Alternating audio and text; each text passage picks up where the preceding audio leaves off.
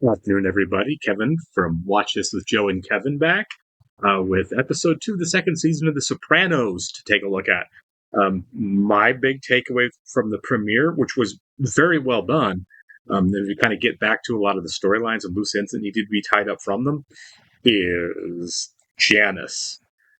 Janice, my big question going in was after Tony understood the monster that Livia is, um, what's he going to do? Is she completely cut out of his life? I think that would be the appropriate response. He was ready to kill her at the end of the first season. But he's put up that wall that said she's never come back in the house. She's not part of my life, which I don't think is an unreasonable position that anybody thinks. I think we all agree that she's kind of a monster.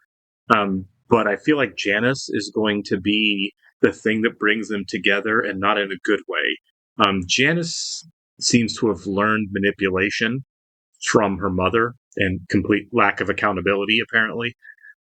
Janice is in town saying that she wants to step up and do the right thing now for the first time as a daughter, and take Livia, when she's better, back to Oregon with her. But it didn't take long for everybody to see through that, and especially Tony, which I think is the most important, to realize that she's there for money, she's there for the house, and I think Janice has no intention of going back to Oregon, and I think Tony understands that. She wants to get a free house out of it by getting Livia's house, which I don't know if Tony doesn't need the money, but and basically Livia and Janice live in the home, and Livia as Janice's meal ticket, and by extension Tony.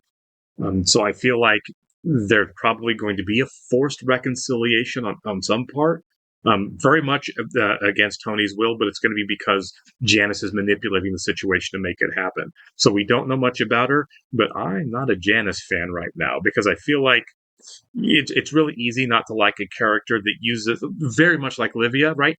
Uses victimhood as a weapon to get what she wants, right? I'm using victimhood because I'm going to be able to manipulate everybody else into letting me get my way by really playing up the world has persecuted me complex that Livia did expertly throughout her entire life in all of season 1, and now it looks like the apple didn't fall far from the tree with Janice. So I'm curious about how that all is going to play out, along with many other storylines, including Christopher running his own pump and dump stock brokerage with a couple of goons that really shouldn't be there either. I don't think we're done with that storyline.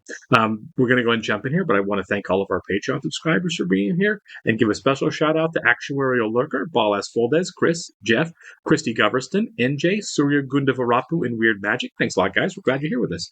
If you'd like to see a full-length reaction to this and everything else we've watched or are currently watching, please check out a link in the description below to our Patreon page. Every single show we're watching, including The Sopranos, we're at least 4 episodes ahead on Patreon of where we're on YouTube. So if you get done watching YouTube edits and would like to keep going, you can do it on our Patreon page. You will have to sync and watch along on your own source material. You are only going to see and hear me for copyright purposes. We're also watching 30 Rock as a Patreon exclusive, and just started the miniseries Godless from Netflix. So far, is really good. I don't know if I've mentioned it on this show, but one of the fun things about an HBO show like this is, a show. I feel like a show is of quality when the length of the show varies so much as this one does. It's usually right around the 50-minute mark, but sometimes it gets up to the hour mark. Like they will go all over the place, and I think you do that if you're confident that you've written a good episode. Right? You're not putting in filler, and you're not cutting things out. You're giving the episode the amount of time it needs each time out, which is the testament to the showrunners. Things could have gone the other way, my little nephew. Yeah, but they didn't. Yeah, he tried. Don't act like you didn't. Out of work while their white joint filler is filling his stomach. Is this going to be another plot line that doesn't go anywhere? I was so upset when I realized that the rapper who was going to start a war with Hesh just is out. That was it. The threat, and then it was gone. Came home to establish his own tabernacle. But when it came home, I said when it came home. Oh, God, what is his name? The guy on the left. I love him so much. He's got such a great voice. Been around forever. I'm going to tell him no more cutting us out of the team. No more. Is this one of Tony's businesses, or at least the mob's businesses? Is that why we're following this? I wanted to talk to you about that. I'm selling Ma's house. You understand, Janice? Yeah. Whether the sign's there or not, the house is still for sale. The agent still has the listing. So why take the sign down? Well, I can't believe it. It's my daughter from California. It's Seattle, Ma. Yeah, I was gonna say I thought it was Oregon for some reason. All dressed, out of bed. Yeah, but you see my hand? It's all black and blue. Yeah, they really bruises a lot. Yeah. You don't know the kind of man your father was. What do you mean? Nobody knows. Nobody knows what I went through. What about all last season when he was a saint? Leave me alone, please. Just open the window and just push me out. Oh my God, she's back to her old tricks. Someday, I hope you have children of your own. God, she's just in through the manipulation playbook. As far as the feds are concerned, they got the boss of the family in jail, awaiting trial. Even if they hear different, it creates confusion. Got it. Junior's not getting out, is he? At least that's not the plan. I'll get this to him, Tony. That's it. He said Junior keeps all of the pipe fitters union, and that's why they're having problems. Does that mean Tony's not going to take care of it? Playing both ends against the middle. Bryce, will you give me a window over here? Tony already thinks maybe I flipped. I gotta be careful. Is this a flashback? Mr. Soprano has not been found guilty of anything. And with all due respect to the state's medical facilities, in his condition, Oh my God, they've got him on a tank and everything. he shows no prior arrest since 1968. He pays his taxes, and he's a veteran of the Second World War. Oh my God.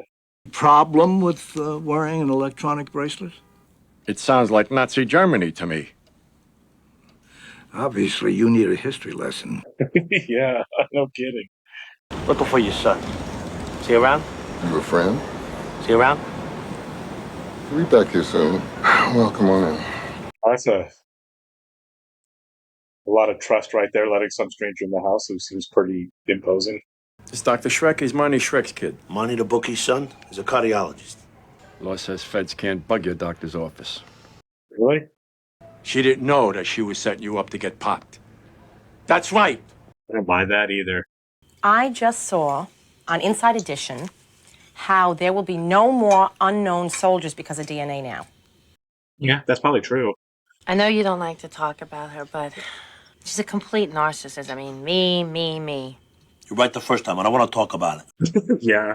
When she pushes those buttons, she's a big baby. Oh my God. Janice is just not going to not do this, is she? Double negative, Kev. She's going to do this. You know Grandma pretty well, don't you? I guess. What is she into? Oh my God. Used to bring her that Mario lasagna guy. Oh, yuck.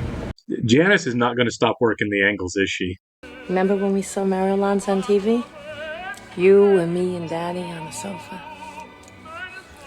Watching Ed Sullivan. You know, if Janice worked half as hard at just doing her own life as she is about manipulating everyone else. You know, Tony, I know it's not your favorite subject, but Of course, right into it. she's gonna need a place to stay. She's out in the street. Tony, it is her house. There we go. Yep. What, the nursing home? It's a retirement community. You know I don't have that kind of money. We're getting around to it. Oh, is this just violent? You want to talk to your foreman. Yeah, this is going to get violent.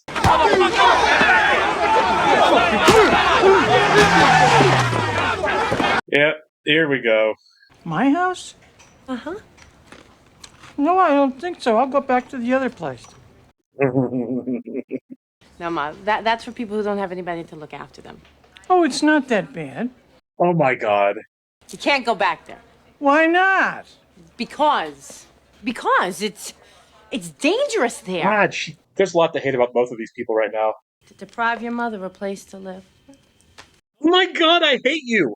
Take her. You can have her. The two of you in that house, you deserve each other. It'd be worth it just to watch. Be like whatever happened to baby Janice over there. That's all she wanted. She's here to steal a house. You said we could visit her. If you want to drive us, fine. Now you want to visit Grandma? Can we, Mom? Where are they really going? No funny business. You go to the hospital and back. There's a 0% chance that's happening. Janice? They were talking about me? How about your DNR? He doesn't know. This is not the first time he's got them in trouble. Everybody's got that. She thinks I should have a DNR? Yeah. Or that Dad should give it to you or something. Because what if you went to a coma or something? But DNA doesn't prevent comas, does it? Yeah, Janice doesn't care if you live or die. She just wants the house. That's perfect. I know my alphabet. Guess what, Ma? I got great news. Janice, what did I tell you last week? Where'd I put my money? You know, this is very important. No, I must have put it somewhere. These are both so manipulative. Let's not worry about that. Let's just get you better, and I could take good care of you. God, these two deserve each other. Tony's right. These are both vipers. What's all this? My father's passed away.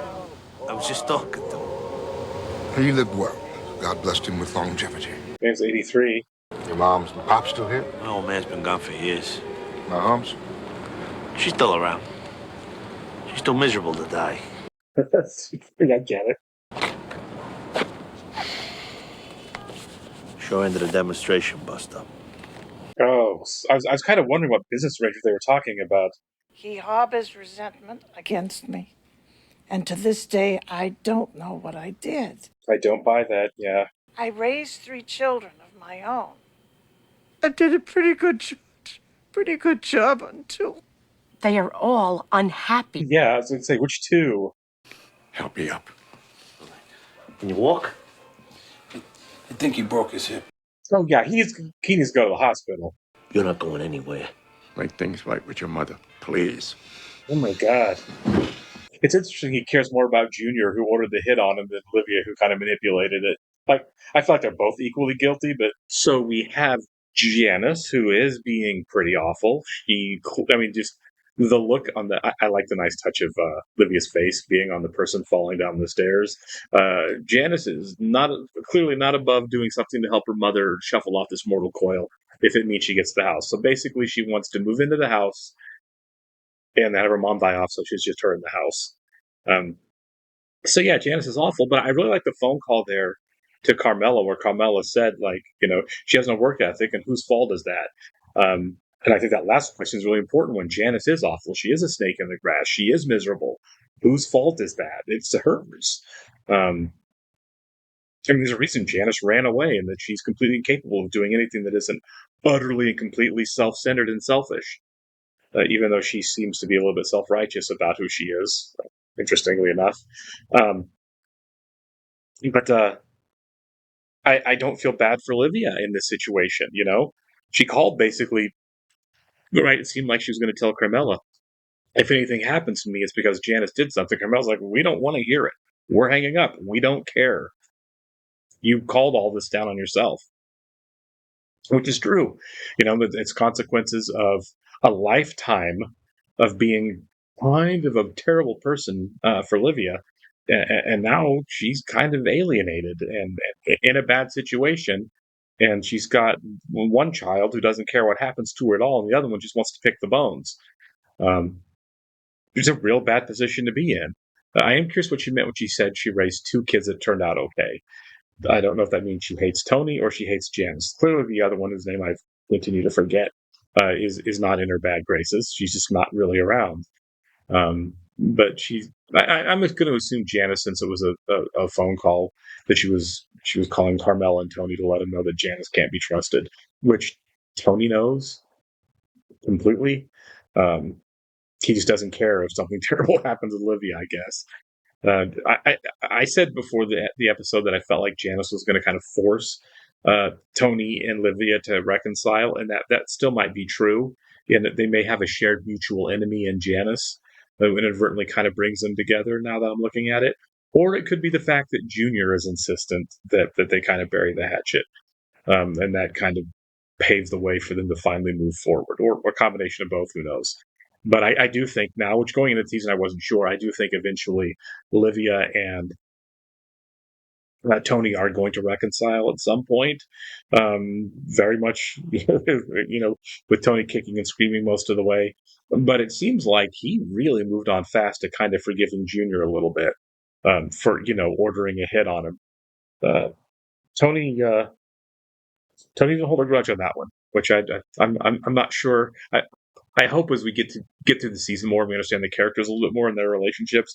We kind of learn why, or get a better understanding, at least for me, of why Tony is being so quick to forgive Junior for trying to kill him. I mean, I know he's always had a soft spot for him. His dad wasn't always there, and Junior was the one that played baseball with him and stuff. So I mean, Tony's had a lifetime of caring at least a little bit about Junior. So maybe that's harder to break.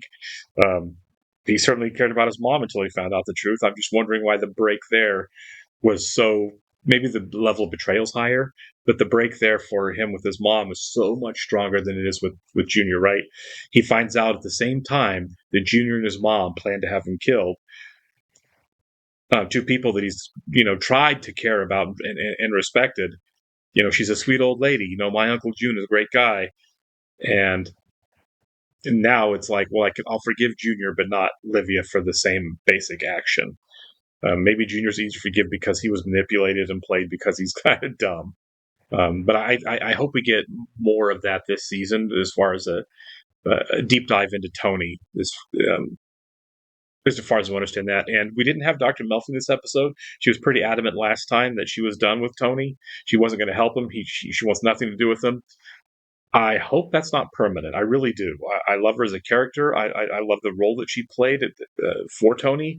I hope we don't go. I'm not sure how many seasons there are. Is like 6 or 7 seasons.